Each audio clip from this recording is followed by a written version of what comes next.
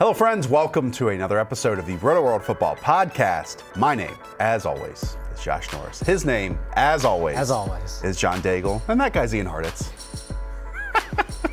We have to do it for the audio. More people listen to the audio than watch the video. They heard his jacket like rubbing against his arm. Right. For people that can't see, I give an awesome salute every single podcast. It's just could not be happier to be here. I'm ready to go. Do you give it every pod? Oh, every time. I've never noticed. It's to get the energy up. Yeah. I've never noticed. And I try to just make Josh laugh and ruin whatever he had planned. I don't laugh very easily. I'm a very unhappy person at all times. Never smile. Who is your comedy hero? Like who do you? What? Who do you like? Who did you watch? Who do you think like instilled comedy into My you? smiling? Yes. No, yeah, in comedy. Like who did you look to and think like, oh, I laugh and I now credit comedy? Doug Funny.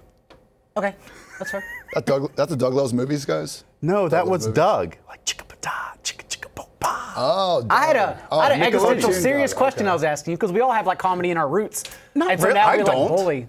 I actually really dislike sitcoms. Like I don't really watch I didn't comedy ask what television you shows. disliked, but No. I'm curious where this goes. Well, it's all negative. It's something where I feel like I'm funny enough as an individual that for some reason Keep telling I've never yourself that. pursued I'd say toot your own horn anymore. comedic Jeez. television. Like everyone points to like Silicon Valley or Oh, it goes much deeper. Like you and I are over 30 though. Ian's 26. Like we have our roots. Like what I don't did know you what my watch? root is. I watched a lot of football. Even your college years Back as then, you were not like anymore. developing. I am so tired of you guys talking like you're 30, like you just have decades of life 31. experience over me. Anytime 5 years is a lot. Whatever. I did want to know though. Like Well, what's yours? it's Doug. gonna. What's yours? Who shaped my comedy view of life? The same question you asked I mean, I know me. the answer. It's just going to be a weird one. Okay. Ricky Gervais and Carl Pilkington literally like shaped the way I look at But comedy. not now. when you Because were, I think like, they changed 15 the years earth. old. Yeah, no, I think they changed. I've listened to every single hour of Sirius XM with them in Britain. Every single hour. They literally shaped the way I view comedy as a whole now. You know, I feel like I have an answer to a lot of questions. I did not have an answer to that That's question. fair. That's I fine. apologize. I'll think What about you? it next week and Favorite come back. stand-up comedian or I don't. This is a one where I think you have comedy's this. so important though. I know that you are attached to this question much more than anyone else is. That's fair. It's a good view. I'll go Seinfeld, but that's not my. Never seen an episode. Yeah. That is. Wow, that's weird. That's crazy. Just being honest. The only thing is I'm honest laugh to tracks people. are you can't deal with them. I don't Laugh like to tracks call are people weird, so but bad. that's weird. Okay. That's weird as well. I can be weird. I'm an odd person. I'm off the wall. All right. As you know, supposedly funny. This early week episode is always a big picture podcast, and you can tell by the start of this one. Later on, we will hit on John Daigle's waiver column. Just a few pickups. It's much more extended in his column, so go and check that out. Also, it's the fantasy football playoffs, ladies and gentlemen. It's here. I know you all made them because your listeners, your viewers, hopefully you even got a bye. So we'll help you try to win those matchups later on the week when we hit on start sits, when we hit on game previews and matchups. But, you know, with just 4 weeks left in the regular season, why not take a big picture look at the playoff picture? That's how we're going to start this one off. First, let's look at the NFC, and I'll reel off kind of the order of the standings right now. And wherever you guys want to jump in, just let me know. Right now, and we're recording this regrettably before Monday Night Football, so this could change. But right now, the San Francisco 49ers have the number 1 seed. If Seattle does win on Monday night, they actually jump up to this seed. The 49ers are 10-2. We know they just lost to the Ravens this weekend. They do face the Saints and the Falcons the next 2 weeks. And the 2 seed, these again are the teams that are going to have a bye in the first round. The New Orleans Saints are also at 10-2. They face San Francisco in week 14 upcoming. So that could have the Saints climb even higher in this. And after that 49ers matchup, the Colts are next for the Saints. So here's the interesting part to me. If this holds out where 49ers keep the number 1 seed, they could be the number 1 seed, and I don't think anyone would disagree. They've probably been the best overall team in the NFC this year. But they might have the worst QB of any of these playoff teams, which I don't think we're used to seeing. I mean, if we're saying we're looking at Jimmy G versus Aaron Rodgers, Drew Brees, Russell Wilson, I think we'd agree he's behind each of those guys easily. Even Dak Prescott, Kirk Cousins. I mean, statistically, those guys have definitely been better than Jimmy G this year. Maybe things even up a little bit when we consider Kyle Shanahan's influence on the offense and all that. But, man, like, we're talking about Baltimore, San Francisco maybe being a Super Bowl preview, and I don't disagree with that. But with that said, the 49ers are going to have the worst QB in pretty much any 2 playoff matchups they're going to run into. And it's amazing what they've done with the myriad of injuries they've had to deal with. Like both tackles, numerous running backs, tight end, obviously, fullback. Like all these pieces are so important to their run-happy attack, and yet they've continued to do so. And now it just seems like they're finally getting healthy. And so they should be clicking. And I know they lost against the Ravens, but we shouldn't discredit them because of that. Like, that was two teams, a possible Super Bowl Just preview. a field goal difference between the two. Yeah, and it was literally a field goal. It's same as last year with Patriots and Chiefs. It was literally one possession that separated them, which is what the elite teams do against one another. I think I'm more confident in the Saints right now than I am in the 49ers, though, because I think the Saints team is also getting healthier. We know that Teron Armstead has missed a little bit of time. Drew Brees missed an extended period of time right now. Marshawn Lattimore has missed some time. We'll talk about them later on when we talk about awards, at least I will. But I'm really confident in the Saints. They know who they are. They know what their identity is. And even with Drew Brees attacking the field a little bit more, as we see each and every week as it seems to go along, I really feel good about the Saints team. And they've already locked up their own division. We'll see how they handle those final few weeks. But as soon as they lock up one of these top two seeds, I think they're a team that's very, very dangerous when we go through the NFC playoffs. I feel we were bringing this up with the Saints, but like Jared Cook is making a huge Major difference impact. there. I mean, last year it was just Alvin Kamara, Michael Thomas. If you can slow down those guys, you're slowing down the entire offense. Every time Cook touches the ball, he's making something happen. And you know, agree. when you are that good and you are the number 3 option, obviously defenses aren't going to be able to take attention away from Thomas or Kamara to focus on Cook, so he's benefiting from that. But this is a better offense than we saw last year. Right now, the 3 and 4 seeds are the Green Bay Packers at the 3. They've basically locked it in. It depends on what Minnesota happens on Monday Night Football. And moving forward, but Green Bay has a much easier schedule. Washington Redskins and the Chicago Bears the next 2 weeks. Dallas Cowboys still, despite how bad they were on Thanksgiving, despite how bad they've been kind of as of late, and despite my confidence in them, are still just 6-6. Yet they have a stranglehold on this division. Like, they definitely carry their own destiny moving forward. They only have a 1-game lead, plus a head-to-head matchup tiebreaker with the Eagles. So it's kind of like a game and a half on the Eagles in some ways. They carry their own destiny, but it's barely. It's like neither the Eagles or the Cowboys want to win the division. Right. They're literally just the Spider-Man meme pointing at one another because they're trying to hand each other the NFC East every single week. The Cowboys are a top-heavy roster that we credit too much, myself included, especially the past 2 weeks where I thought their offense was impenetrable. Like, I thought they could actually flourish against the Patriots, and perhaps that was weather-related, and the Bills, which Dak Prescott arguably played the worst game of his entire career. Not just the season, but the worst game of his career, which was extremely odd. And so we just have other teams now that are surging despite problems, and yet the Cowboys continue pinning it down on their injuries. Like, oh, we're missing offensive line. Oh, we're missing this guy. It doesn't matter. Other teams are fighting through it. Why don't the Cowboys? So we can easily just say top-heavy roster that's being dragged down by their coaching staff and call it a day. Only one of those teams is going to make the playoffs, too, because the Eagles right now are outside looking in, and it's all dependent on who wins that division. And I'll just jump to the Eagles right now. If they win out, they are the team that's going to get in despite losing to the Dolphins this past weekend. Do you guys think that's a higher playoff ceiling between the Eagles and Cowboys? Cowboys, definitely. I still think it's the Cowboys. Do you know what's shocking? The Cowboys have the best third down conversion rate in the NFL this season. I was looking that up this morning, and it blows my mind, and maybe part of it is because they have, I mean, when you look offensively, they have the ability to go downfield. They have the ability to win intermediate. They also have the ability to win short. They have a quarterback that can be mobile. They have a very talented offensive line. It's one of those teams that I think if they can get in and win that first round, they can be a little dangerous.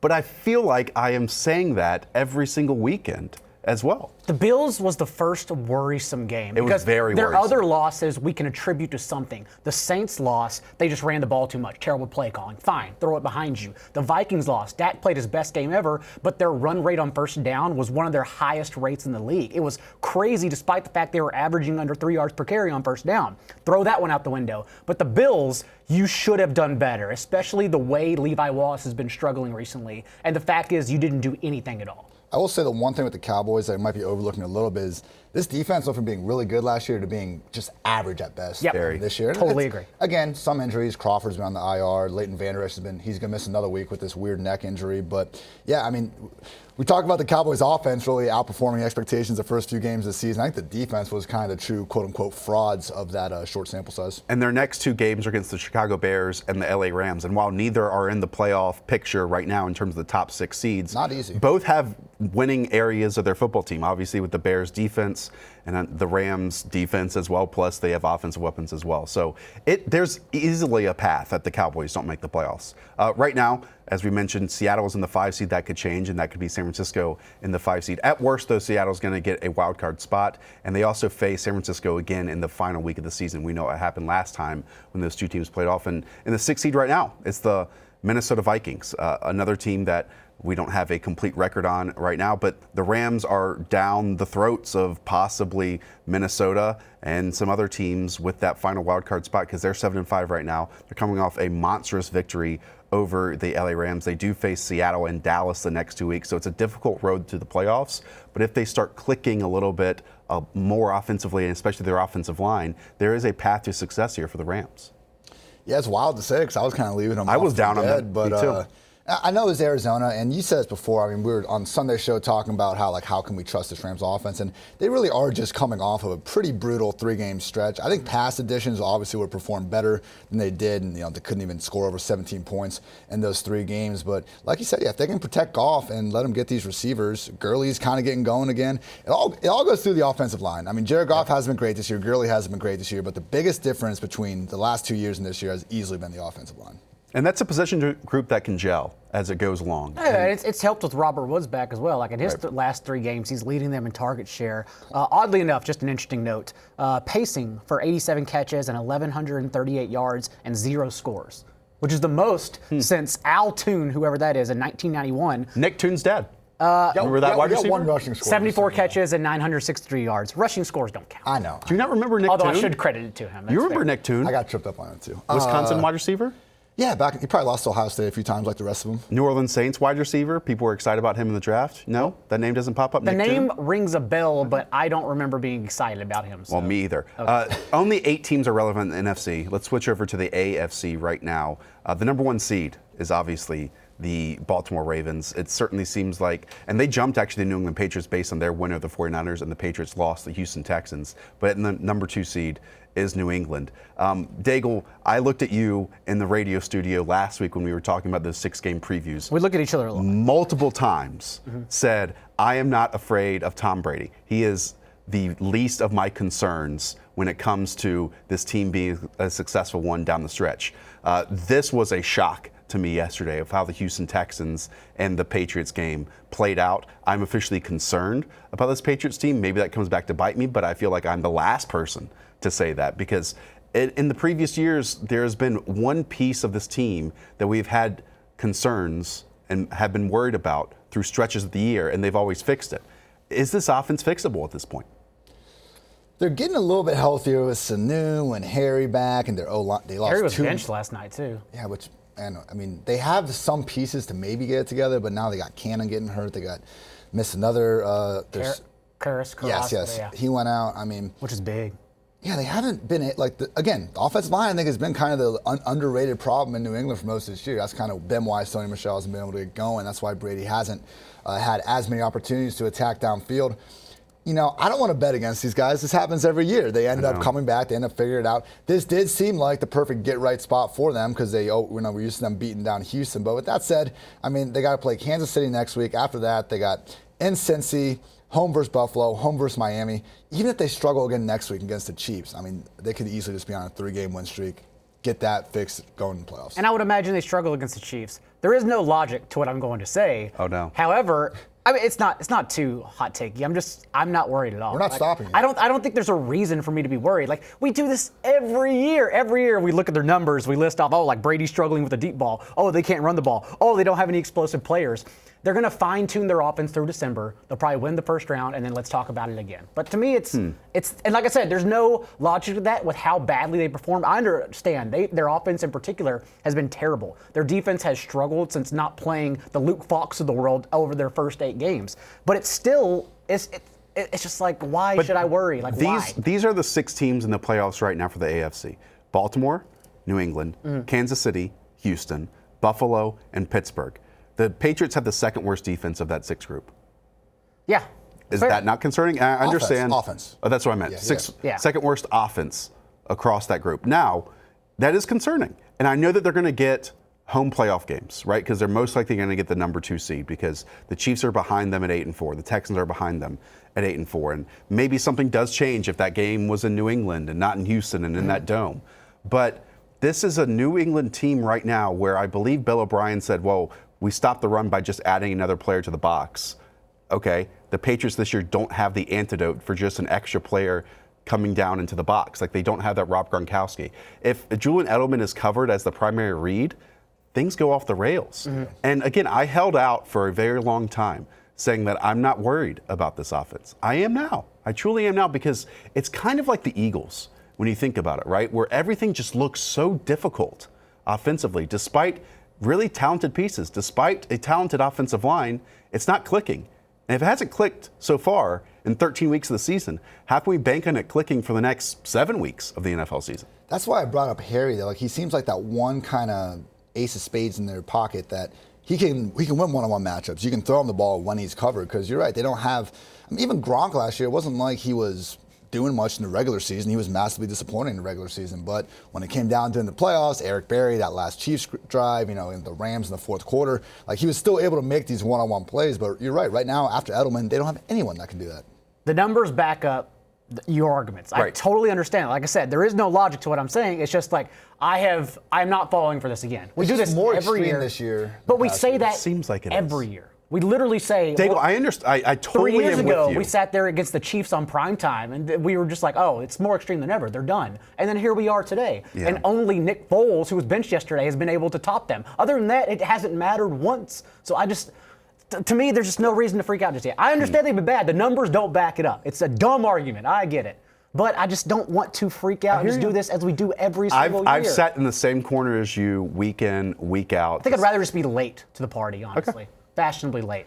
With this hoodie, because Sims wears hoodies, so I figured if he owns NBC, that's my path to success, is wearing hoodies. My last point, like, they have 22nd in yards per play. Like, again, this is the worst they have been since the early 2000s. Yep. So I know we've had, issues in past years too, but I just feel like the offense this year and their inability to consistently move the ball is the biggest issue that they've had to overcome in recent memory. I totally get it. All right, third seed, Kansas City Chiefs locked it up with that dominant win over the Oakland Raiders. At 4 right now, Houston Texans at 8-4. They are winning that division. They still face Tennessee twice to end the season, and that obviously will decide, because we can jump down to the Titans, who are outside looking in the playoffs right now despite being 7-5.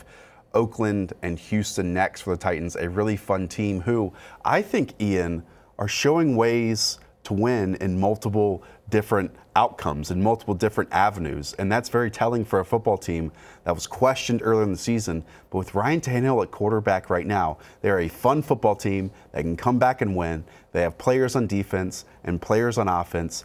And this is the most excited I've been about a Titans team in a very long time. Their offense goes through Derrick Henry. He is absolutely balling out. I think in his last 16 games, he's at like 1,700 rushing yards, 18 some touchdowns, averaging 5.4 per carry. And he's even awesome in the screen game. I mean, he's averaging 10 yards per catch. I wish they'd give him a few more chances. But yeah, and then Tannehill, as long as he keeps just balling out with his limited chances, that ball we threw to Raymond yesterday was just dropped out of the sky. Beautiful. The only guy averaging more adjusted yards per attempt this year than Tannehill is Kirk Cousins. He's been better than Mahomes, better than Russell Wilson. I know he's not actually better than those guys, but hey, the guy is dropping dimes on a weekly basis, and if he keeps playing like this, I mean, they can eke out a game. They eked out a playoff game before Marcus Mariota. I mean, I think Tannehill can maybe do that, but one thing though, the Chiefs, are we worried about this offense? Because they had 310 total yards against the Chargers, 259 against the Raiders. I know they scored 40 points, but we've seen back-to-back games where Mahomes has looked very human after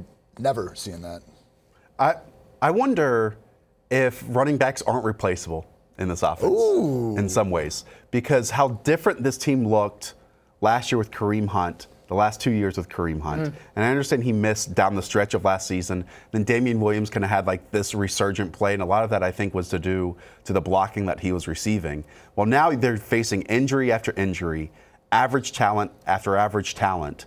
And I'm not sure if this team can be completely unbalanced, because right now they kind of are. Now they're still getting some rushing production, but for this team to be the best that they possibly can be, if you remember back to what Kareem Hunt was with the Chiefs, breaking tackles, creating yards on his own, making big plays. If you're relying just on Patrick Mahomes, who is still one of the best 3 to 5 quarterbacks in the NFL, can still hit Tyreek Hill down the field, can still hit Travis Kelce down the field. But if you're completely eliminating big plays at the running back position, that's worrisome to me as being a true contender in the AFC. No, for sure. I think that's fair. I mean, they're 27th in adjusted line yards per rush this year, which just attempts to, focus on the offensive line's impact to a running game versus a running back. So I think we've known their offensive line isn't this group of world beaters because of how good Mahomes is, because of how good Andy Reid's scheme is. They've been fine. But yeah, you take away the truly special backfield talent. It's not as easy. And it's a drop off, I think, from Damian to Shady and Darryl, too. I agree. It wasn't always all year, but when Damian is playing well, like in this current state of the Chiefs team, like that's when they can reach their ceiling. I do wonder if it's still all the injuries, though. Like they've had, 2 games with everyone healthy? That's about it.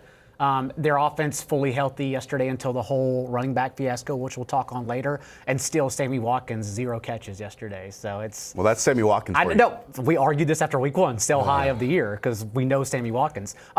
Quickly though, unless you want to make a point about the Chiefs, I want to say something on. Well, I think there's only been 3 games this year where Tyreek Hill, Travis Kelce, and Patrick Mahomes have all finished the game together. That sounds about right. Yeah. Quickly though, on the Titans. Number 2 offensive DVOA since Ryan Tannehill went under center, only behind the all-worldly Ravens. Tannehill's 72% completion rate, obviously an upgrade to Mariota's 59%. That kind of solves all your problems when you can complete passes. Who would have thought? And then number 3, we are now going down a path where Ryan Tannehill and Dak Prescott are essentially going to make the same money on a franchise tag because both franchises are looking to be forced to do that with both quarterbacks. Who would have ever thought that as well? Who would have thought that? But the Buffalo Bills right now are a wild card team. They have a strong hold on that 5th seed. It'd be surprising to see them jump up, obviously, over the New England Patriots. It's possible, but it'd be surprising. And they do face the Baltimore Ravens and the Pittsburgh Steelers the next 2 weeks. So that's Josh Allen really being tested among one of the top 2 defenses in the NFL. We keep talking about these teams dealing with injuries. I don't think the Bills have had a major injury, really, all season. No. And other than Josh Allen missing a couple games because of the concussion. Yeah, their injury report is just continuously like 1 or 2 questionable guys at most. And I mean, they've been making the best of it. I will say, like, and we've talked about this with Josh Allen and kind of their earlier game against the Patriots showed this, like, even if they're maybe not as good as your normal 9-3 team, I think their defense is very good, not super elite. I mean, Josh Allen, we see the ups and downs, but their range of outcomes, I think, is much wider than we're maybe giving them credit for. If Joe Flacco could get hot for a couple games and make it to the Super Bowl, I don't know why Josh Allen couldn't do that. That's all I'm saying. This was the comment I made at the start of the season, right? Like, if we want to nitpick Josh Allen for being an erratic passer that can be inconsistent, sure, you can do that all day, right? He's not, quarterback, classroom, perfection. But what you can look at and say that he is a roller coaster. And right now, it's the most fun roller coaster the Buffalo Bills fans have ever watched. Yep. And it's entertaining, and he's fitting the identity of this team. And if he limits those mistakes, there's like 2 or 3 mindless decisions that he might make in some contests.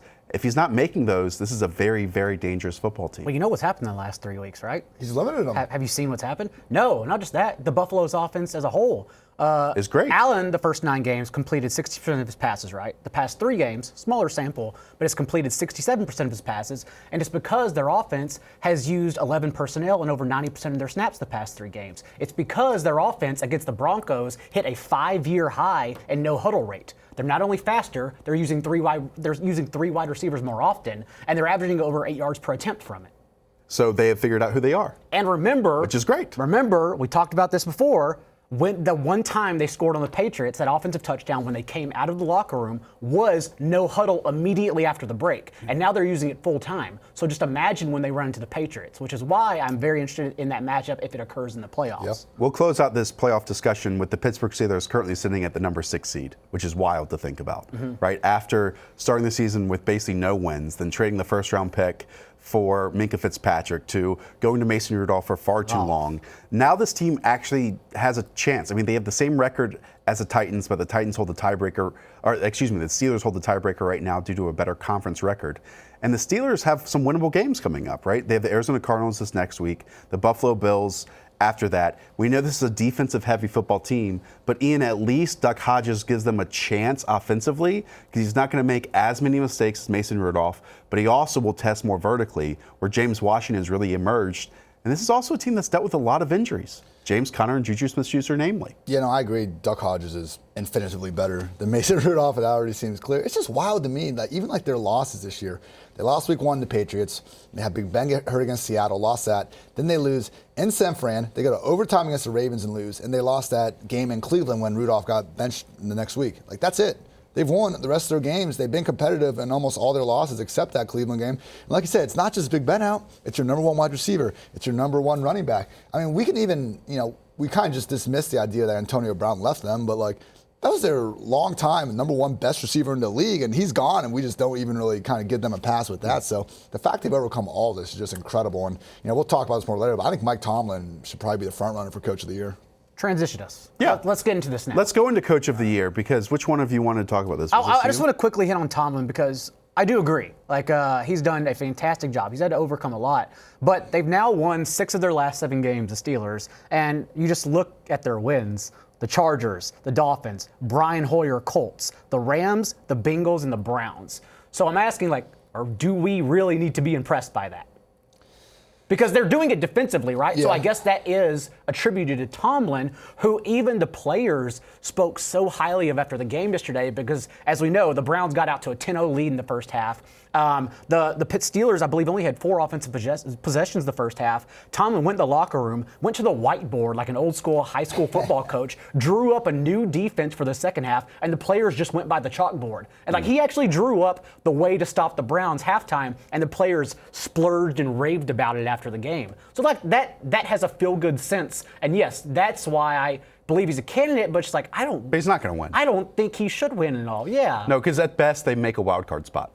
Correct. And so with all those injuries, that's not just gonna happen. incredible. That's the argument, yeah. I think we left them off for dead after that. Like I said, not my pick. But. Right. So is the point of this predicting who wins it, or just suggesting who Both. you want to win it? Say, because if we're doesn't have to be a predicting black who's and white. going to win it, a wild card head coach is not going to win it, right? It's going to be the head coach of Brian the Flores. best team Gotta that get was that out of there. no. It was the head coach of the team that was most surprising, that is among the best in the league.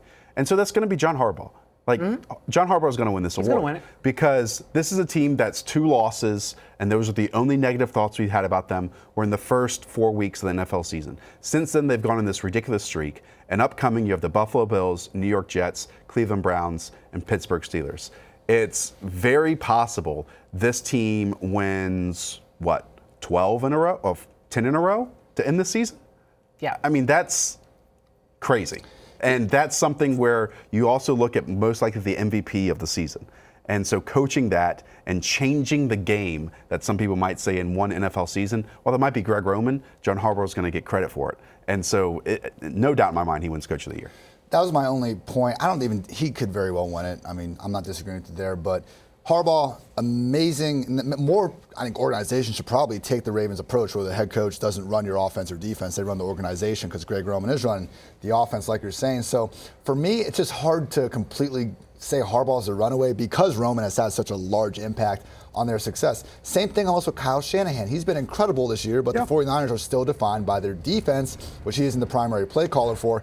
I think the one guy that maybe has got a little bit under the radar recently is Sean Payton, just because what he did when Bridgewater came in and the offense just did not skip a beat.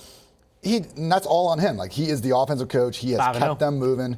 And they brought Breeze back, and now they're balling. They're looking like championship contenders again. But just what he did with Teddy, we always, make fun of Taysom Hill in fantasy because of how annoying he is in vulturing our touchdowns. But those packages are a pain for any defense. Is Sean Payton kind of in that Bill Belichick category where he's been, a good coach for so long in the same system that it kind of just gets bland to these voters that vote on this, that the Coach of the Year very much is someone that has done something new, something different, a name that we haven't talked about as much? I think that fits here. I mean, he's just like Aaron Donald, which we're going to transition to in a second. Just a candidate every single year, right? Popovich in the NBA, a candidate every single year. You basically have to name the award after Belichick, Popovich, and Aaron Donald at this point. And that's why I was thinking having Breeze out and Payton getting a chance to show that he can still win without. Unfortunately, with horizontal Bridgewater, yeah. Right. Unfortunately, but at the end of the season, that's going to be 9 games previous, right? Exactly. It's so cooled off. That's way too long ago. He's done an amazing job. Remember, we're arguing 1A, 1B, 1C. We're not arguing this person doesn't belong on this roster. Right. It's just I hate Bill Belichick's still the best coach in the league. I mean, yeah, and you're not the only person I've heard discuss discrediting Harbaugh for Greg Roman's job. That's a lot of opinions out there about that. But I just hate doing it, especially because I think we really need Harbaugh to win this award. McVay comes in and disrupts the league, and then everyone follows in line and grabs a young offensive coordinator. Patrick Mahomes comes in and just disrupts the league and plays differently. Everyone now reaching for quarterbacks and whatnot, just with big big arms. We need Harbaugh to win, if only for his fourth down rate, if only for his ability to listen to other people outside of his own opinions. It is so important for #OurRavens to be the forefront of football moving forward. So other franchises can just go out and hire a bunch of nerds. Yeah, exactly. Josh, you're going to end up in an office one day. No, I'm not. I've been far too negative on Twitter for that. I think a big part of this discussion is just stories. Like, I'm not a big fan, honestly, of end-of-season awards because it's storyline based, right? It's which ones people attach themselves to. And I think Defensive Player of the Year, the story hasn't been told yet because, like, you look at Shaq Barrett, who has a lot of sacks, but so much of that was coming early in the season, and so much of that is just on an awful team. You have Aaron Donald, who continues to play lights out like an incredible football player, yet the Rams aren't good enough. The storyline just isn't there.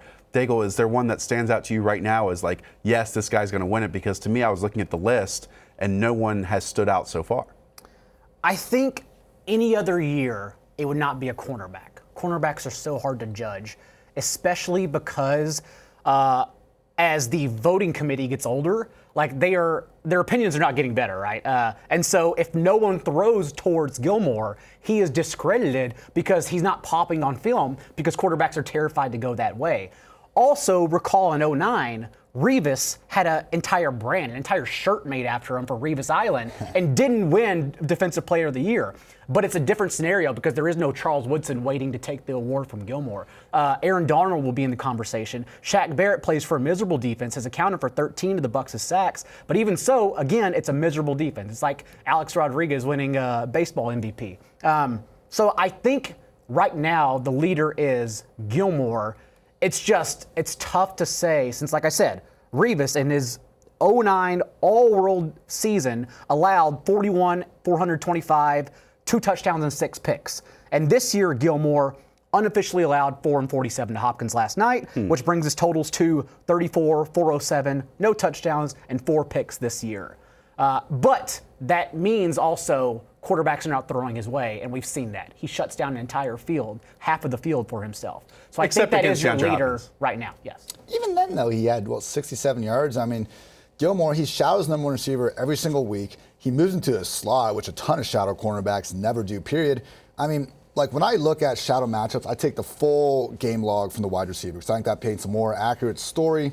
And look, like guys don't give up hundreds of yards in their direct coverage. That just doesn't happen. There's not that many matchups. With that said, Gilmore, the guys he's shadowed, whether it's been on him or someone else throughout the game, no touchdowns, no games over 80 yards. Like Belichick has assigned him as the linchpin of the league's number 1 or number 2 defense, the opponent's number 1 wide receiver, and every single week he has shut them down. To me, it's between Gilmore and Nick Bosa. It's your best player on the 2 best defenses. I lean Gilmore because I think the 49ers D-line as a whole is just way more talented than the Patriots secondary. They're both amazing groups as a whole. I don't want to discredit the McCourty brothers and those guys. They're awesome too, but I just think Gilmore is a step above Bosa when we kind of consider who else they're working with. And it's a case-by-case situation like this. I don't think Gilmore wins any other year. I think this year, though, he's the leader. Yeah. Can I throw out one name that I think is going to fly under the radar? Again, I want to hear it all. Micah Fitzpatrick. No, I think this one wins. That's a candidate as well. Yeah. This award is won in the next 4 weeks. Cameron Jordan. Cameron Jordan on the New Orleans Saints is second in the NFL in sacks right now, so he has the statistical advantage on a lot of other players that might not be able to generate those. He's also on one of the best football teams in the NFL. The Saints play the 49ers next, and he might be able to beat up on a backup offensive tackle, and a very important game that a lot of people are going to watch in a spotlight performance.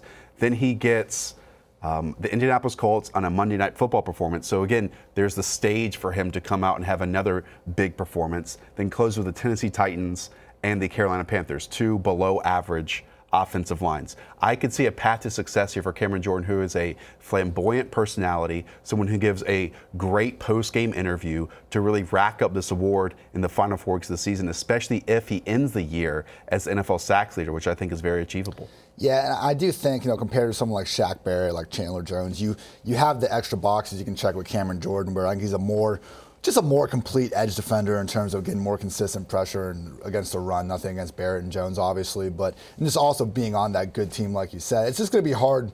Like, again, Aaron Donald, yeah, he's still, I think any of us would take him in a draft. If we could have one defensive player, it'd be Aaron Donald. But, I mean, it's just tough when his numbers aren't what they used to be. and the team isn't as good. So he's still got a league-high 17 tackles for a loss. I mean, he's still been incredible this year. But, I mean, to me, it's like the LeBron James thing where, like, unless they're truly, truly breaking just records on records, they're probably not going to win the award, even though they're probably still the best player in the league. Minka Fitzpatrick, another one, obviously. For 4 picks and 2 forced fumbles, I believe, since he came over to the Steelers. Has changed that defense just by adding another over-the-top piece. Nick Bosa is another one who is not only Defensive Rookie of the Year, but shouldn't be contained to just that because he's been so good for an all-pro defensive line as a whole. He's a Defensive Player of the Year candidate. And then Chandler Jones, I guess, even though the It's not going to happen. Okay, that's fine. I'm just throwing out candidates. I understand. Just remember this episode. Cameron Jordan, my friend. That's fine. We went on a roller coaster really twice your friend? together. We went on a roller coaster twice together. That doesn't make I will give Chandler Jones a quick shout out because he's now had double-digit sacks for 5 straight years. Here's the group of guys that have done that. Simeon Rice, Von Miller, Simon Fletcher, Richard Dent, DeMarcus Ware, Lawrence Taylor, Bruce Smith, Jared Allen, John Randall, Reggie White, and now Chandler Jones. Not my friend, Chandler Jones. We have a little bit of a history. Y'all didn't go on a roller coaster. Well, that's probably the worst family possible to have beef with. Totally understand. we've turned it into a nice little fun relationship. All right, let's hit some waivers. Let's close out this episode with some waivers.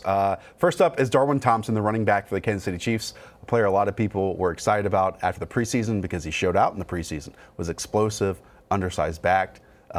Draft Twitter, NFL Twitter, loves that type of player. Well, he finally got his biggest opportunity this past Sunday against the Oakland Raiders with Damian Williams out, with Darrell Williams going down in the game. He had 11 carries of 44 yards and a touchdown to end the day against the Raiders in a blowout victory. Quickly, the Week 14 edition of Waiver Wire is the caveat week because there's a caveat with every single person we're going to mention, but we have to fine-tune, okay? The hedge week.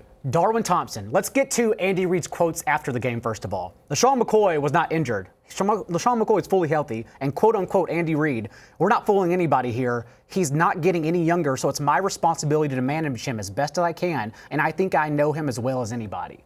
McCoy played 24 snaps to Darwin Thompson's 24. Darwin obviously wasn't involved until Darrell Williams, who left with a non-contact injury, left the game. So now we have Darrell Williams unknown. We have Damian Williams, who hasn't touched the field even in practice since Mexico City.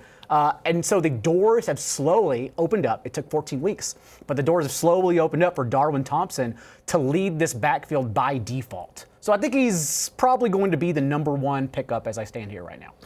Yeah, my only question is the ceiling there. I know there's not a ton of just workhorse RBs sitting there on the waiver wire to scoop up. So I'm fine investing in the Chiefs offense versus like Patrick Laird or someone in Miami like that. But yeah, you are. Who's also going to be in the column. I was about to say, because I know Ballard is out and all that stuff. Yeah. But with that said, I mean, the Chiefs at the Patriots, home versus the Broncos, at the Bears in the next 3 weeks. And we talked about it earlier. Like, these guys have not even over 600 yards of offense their last 2 games. I don't know if we can expect a guy getting 10 or 12 touches in his offense to necessarily give you RB2 production. But, I mean, you know. But I'll say this. If you have made your fantasy playoffs, the last 1 or 2 spots on your fantasy roster are kind of meaningless. They're kind of pointless, right? Because you have your lineup that's set and you have bench players that are up there. So why not attach yourself to this Chiefs offense as much as possible? Yep. And to me, it makes sense there. And we don't have to go back like that far to think of players that have come in during the final weeks of the season and won people their fantasy leagues. David Johnson did that his rookie year. Damian Williams last year. Matt Jones did that his rookie year. Yeah, it happens every year. Kenyon Drake had a year, I think. Steven Jackson, Maurice Jones-Drew. Like, we can do this every single year. It happens. So, look, we're not expecting it to happen with Darwin Thompson, but this is a player I would want to attach the end of my roster. I always just look for receiving backs. Like, the golden ticket is always the pass catching roles. We know that. And Darwin Thompson, that's his specialty anyhow. So anything 8+ carries the rest of the season is fine by me because I want the targets. All right, let's next go to Raheem Mostert as I pull up his stats from yesterday. This is a backfield that everyone's had their time to shine so far this season. Yep. And it's difficult to predict heading into games which one is a Matt Breida game, which one's a Tevin Coleman game, which one's a Raheem Mostert game. Well, yesterday, Raheem Mostert, in a loss, got 19 carries in bad weather for 146 yards and a touchdown. This is a game or a situation where Matt Breida, we're not exactly sure what his injury deal is right now. Tevin Coleman has kind of been saved by touchdowns, and despite that, hasn't had great performances. So Mostert, this still is a 3-person backfield if all are healthy, And even if we think that he is the healthiest one or maybe the best one, that doesn't mean he's going to see even like 12 touches every week. The caveat is obviously Breida's ankle. That's what we're waiting on, as he was late scratched against the Ravens. We thought he would play. But yeah, Tevin Coleman played a season low 10 snaps. Fully healthy. Yikes. Fully healthy, by the way. 10 snaps, 5 carries, a single target. Jeff Wilson in on 5 snaps. But it was Mostert, as you said, 42 of 57 snaps, 19 carries, which is a season high. 146 rushing yards.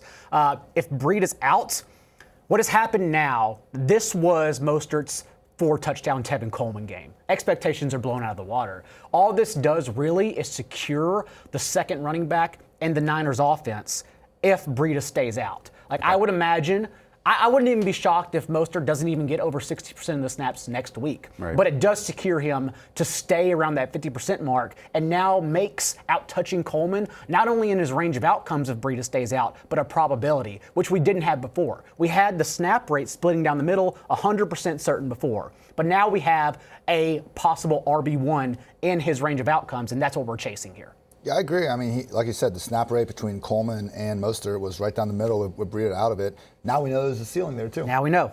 All right, next up, we have James Washington. On the recap podcast, Daigle, we talked about the days of 3,000 total yards combined between Mason Rudolph and Duck Hodges being completely gone at Oklahoma State. We thought hopefully that connection would make something happen when they joined together with the Pittsburgh Steelers. Nope, not at all. It was a disaster. Well, now you have Duck Hodges and James Washington going on one hunting trip together, and that means they're going to continue going on hunting trips, buddy. That in the last few weeks, you have James Washington catching 3 passes for 98 yards and a touchdown. This past week against the Cleveland Browns, 4 catches, 111 yards, and a score. We talked about Duck Hodges. At the very least, he's not turning the football over, and he's testing more down the field. Well, James Washington is very much a vertical receiver. James Washington is quietly the wide receiver 16 since week 8 in PPR leagues. Really? He's averaged 5.5 targets. Yes, it's come from Mason Rudolph, but he's averaged 5.5 targets in that span.